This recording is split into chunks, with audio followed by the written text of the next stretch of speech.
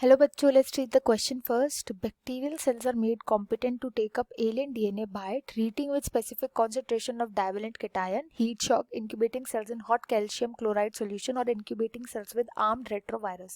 इनमें से ऐसा कौन सा ऑप्शन है जो सही तरीके से बताता है कि बैक्टीरियल सेल्स को कैसे कॉम्पिटेंट बनाया जाता है ताकि वो एलियन या फॉरेन डीएनए को अपने अंदर ले ले। बहुत ही ईजी क्वेश्चन है। यहाँ पर जो की कॉन्सेप्ट यूज किया जाएगा ये जीन ट्रांसफर का करेंगे।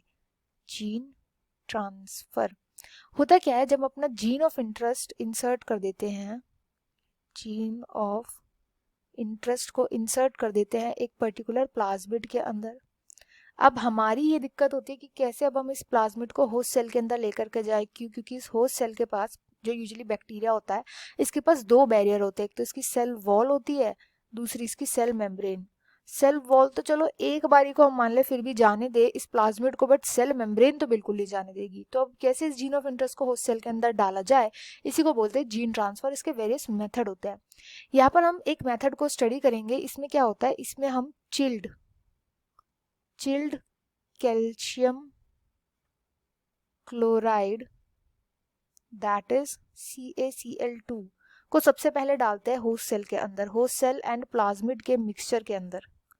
होस्ट सेल एंड प्लाज्मिड का मिक्सचर, इसको हम ट्रीट करते हैं। इसकी वजह से क्या होता है, जो होस्ट सेल की सेल वॉल होती है मेनली वो और ज़्यादा ससेप्टेबल हो जाती है।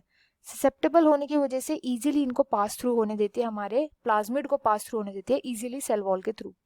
अब इसका नेक्स्ट स्टेप होता है कि अब हम इसको ट्रीट करेंगे हीट शॉक से। हीट शॉक देते हैं। हीट शॉक में हमने अभी क्या किया, इसको चिल किया, बिल्कुल एक ठंडा कर दिया, इसका टेम्परेचर डाउन कर दिया। टेम्परेचर डाउन करते ही साथ अराउंड 42 से 46 डिग्री सेल्सियस पर हम इसको ले आएंगे। इस इतने टेम्परेचर पर लाते ही क्या होता है, इस पूरे मिक्सचर को यहाँ पर जो सेल मेम्ब्रेन होती है, इस सेल मेम्ब्रेन के अंदर आ जाते हैं, पोर्स क्रिएट हो जाते हैं। ये पोर्स जो होते हैं ये टेम्पररी होते हैं नेचर में, थोड़ी देर के लिए बनते हैं बस। और क्या चाहिए, इन पोर्स के थ्रू हमारा प्लाज्मिड अंदर एंटर कर जाता है किसके, होस्ट सेल के।